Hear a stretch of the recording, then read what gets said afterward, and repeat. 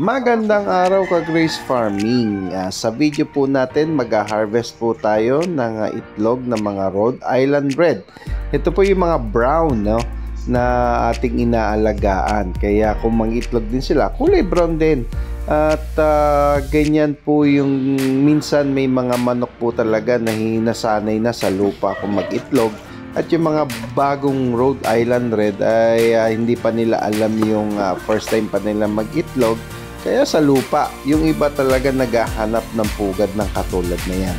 Maganda pong alagaan itong Rhode Island Red dahil mapapakinabangan din po natin yung itlog o kaya yung pwede rin po silang karnihin. Kaya dalawa po yung kagad na pwede natin gawin. Pwede natin sila pag-itlogin ng pag-itlogin.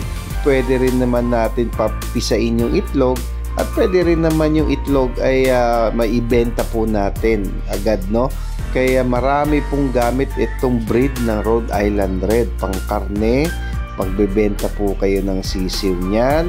Pwede rin po kayong gawing araw-araw po kasi nag-iitlog din po yung Rhode Island Red.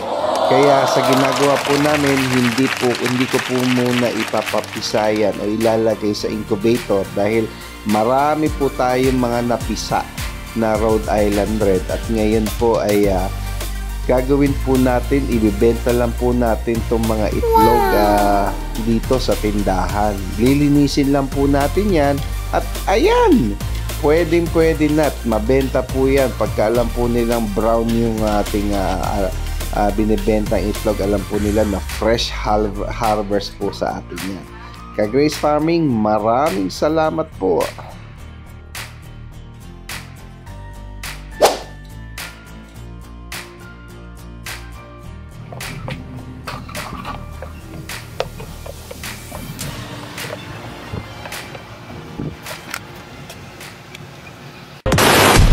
The Grace Farming.